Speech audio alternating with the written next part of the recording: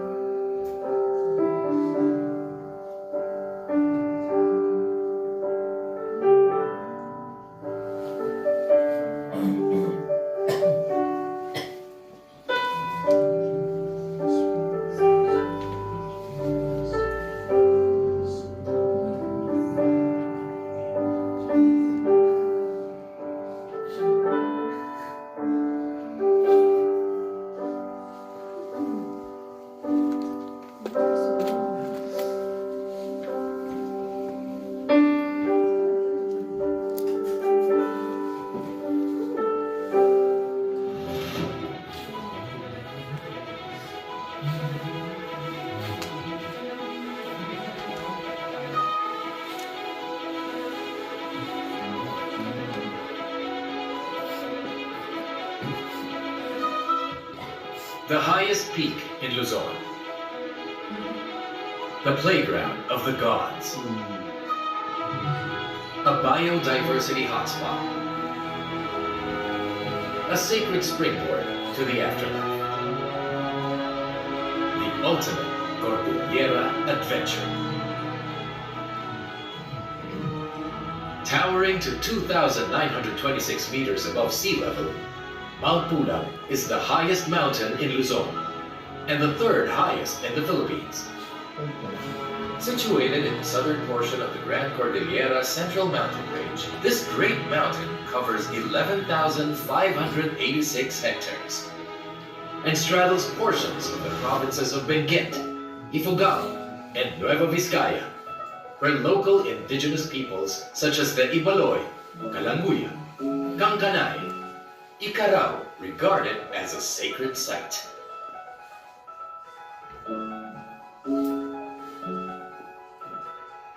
Aside from the locals of the Cordilleras, thousands of other creatures' lives depend on the preservation of Mount Pulag's many splendors. Today, Mount Pulag is recognized as one of the centers for plant diversity in the Philippines, with 42% of all known plant species growing in its unique habitat being endemic to the mountain. It is also considered a biodiversity conservation priority area, being home to various endemic animals. Mount Pulag is also an important bird sanctuary for both local, migrant, and endemic birds. Avid birders might want to watch out for endemic species such as the flame-breasted fruit dove, the whiskered pita, the water redstart, and the white-browed jungle flycatcher. They find refuge in the trees of this majestic mountain, mingling among pine needles, taking part in the chorus of the forest.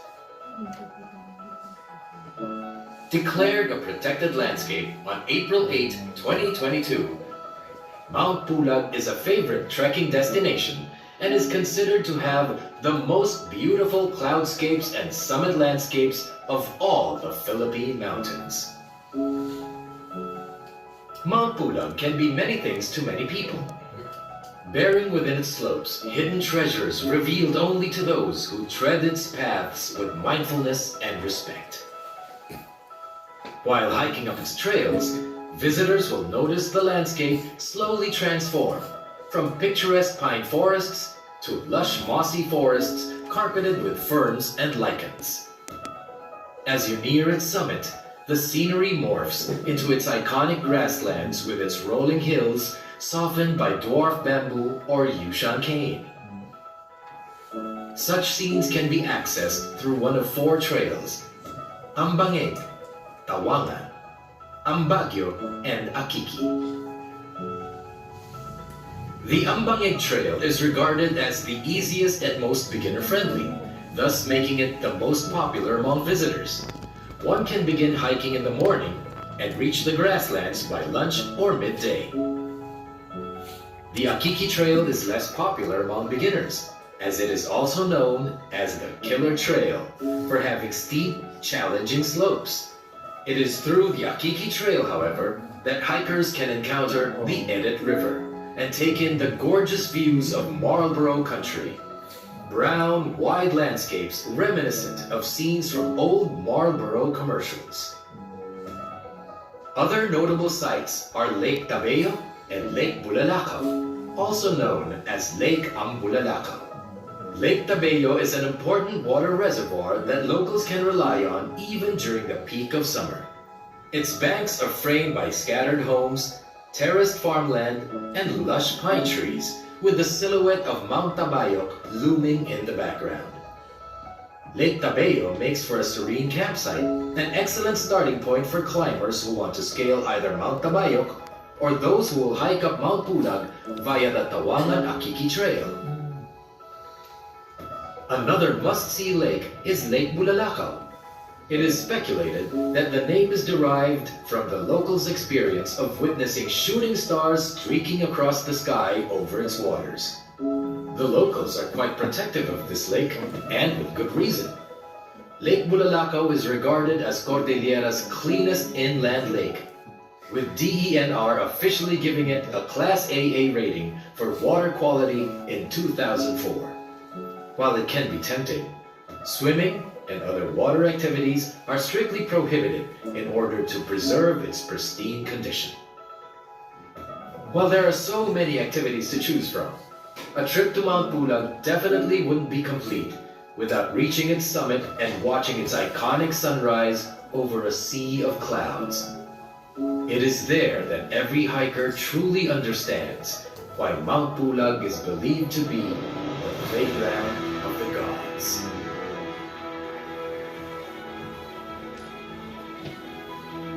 With Mount Pulag having so much beauty to offer, it's only right that every visitor learns to treat it with utmost respect. Respecting such a sacred place begins even before you set foot on its slopes as you plan and prepare for your hike. Proper planning and preparation is necessary not just so you'll have an enjoyable trip, but to make sure you and the people around you travel safely and responsibly. As much as possible, avoid scheduling your trip during the rainy or typhoon season to minimize the chances of encountering extreme weather. However, make sure to prepare for any sudden changes in weather by bringing gear and equipment that will keep you warm, dry, and as comfortable as possible during your hike. Ensure that your boots are in good condition. Tents are still waterproof, and that you have sufficient warm but lightweight clothes as temperatures can drop to below freezing. Make sure to bring enough food and water that will last for the entire hike. While there are some sources of water on Mount Pulag, potability cannot be ensured. Climbing Mount Pulag begins at the Visitor Center, where every hiker must register and familiarize themselves with proper decorum while at the National Park.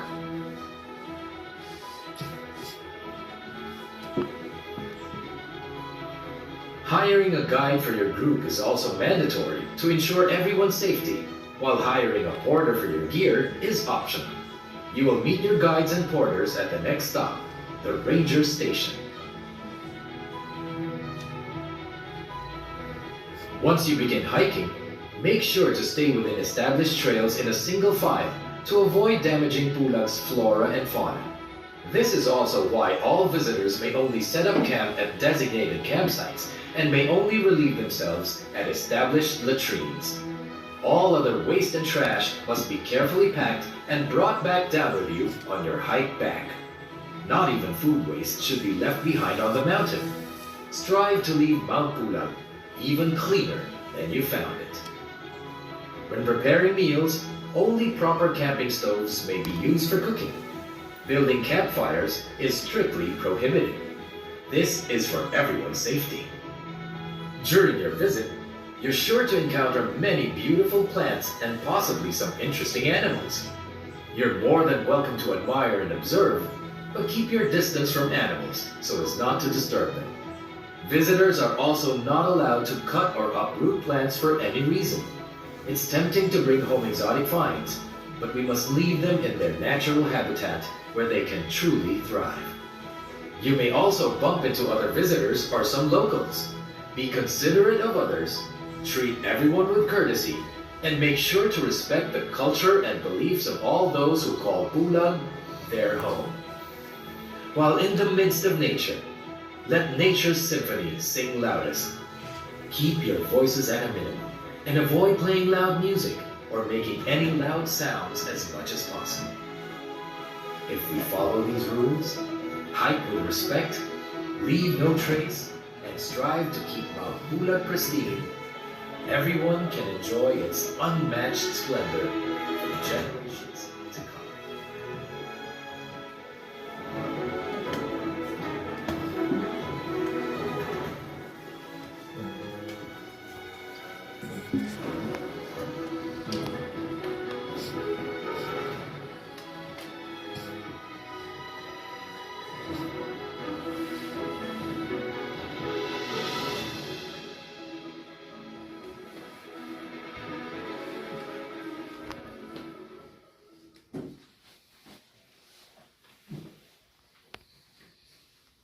As a national park, there were already communities inside it. There are residents, and the law also says that we have to respect the rights. We cannot drive them out of the park. But if it's a protected landscape, the description is there's a harmonious relationship between the residents and the environment. Yun yung description niya sa National Integrated Protected Area Systems Act, or NIPAS Act. Okay, so now it's called Mount Pulag Protected Landscape para tugma sa sitwasyon. Are there some of you here who's been to Pulag before? Sino nakakyat na dati? Ay, kailan kayo makyat dyan? 2 weeks ago. Bakit? Ano nangyari 2 weeks ago? Kaya mo sa? 2018. 2018. Okay. Anymore? Meron pa? Wala na. Okay, because if you remember, this was the orientation video before. Ito yung dati. You have to change this because there are informations here that needs to be changed. It says here that Mount Pulag is the second highest mountain in the Philippines. Pero nga kasi third na daw, may isang bundok na tumaas. That's Mount Pulag along Kitanglad Range in Mindanao. If you look at old records, hawak ng Pulag ang second highest for many, many years. But a few years ago, they say that Mount Pulag is higher by a few meters than Mount Pulag. May mga taga Mindanao pa dito. Yes. Saan sa Mindanao? Tabato City po. Tabato. Malayo. Malayo. Do you have any idea kung ilang metro yung diferensya? O hasan 14 meters yan. 14 meters. Okay. Because I asked a group one time from Davao. Tinanong ko sila ilang metro. Sabi nila 2 meters. Yeah, 14. This is 1 meter. Maybe about this time. Hindi biro ko yung mga di Davao. Sabi ko, we will require hikers to carry a bucket of soil. After 2 months, patay. After another 2 months, mas mataas ng konti, balik sa second. Pero yung isa ayaw siguro magbuhat ng balde. Sabi niya, lagyan ng anay mar. Sila na ang bahala. But 3 months ago, 3 months ago, may nag-protest. Sabi niya, ma'am, hindi naman po 2 meters lang. It's about mga 12 to 14. Because Mount Pulag is 2926 and 2926.047 meters above sea level. Mount Pulag is 2938 or 2941. Nagkaano yung dalawa yun. I don't know which is which. But anyway, it's about 12 to 14 meters difference. Anyway, even if it's the third highest mountain, it's a unique mountain. You'll not see any other mountain like Mount Pulag. One of the unique features is the different vegetation in different elevation. Magkakaiba yung halaman. Sa tuktok niya sa taas, that's a grassland. That's 500 hectares of grassland. What you'll see there are dwarf bamboos design, about 2 to 3 feet high. And there are other kinds of grasses aside from dwarf bamboos. There was a research conducted by UP Los Baños. They say that we can find the flower edelweiss at the grassland. That's a native flower of Austria and Switzerland. Meron din pala tayo dito sa Pilipinas.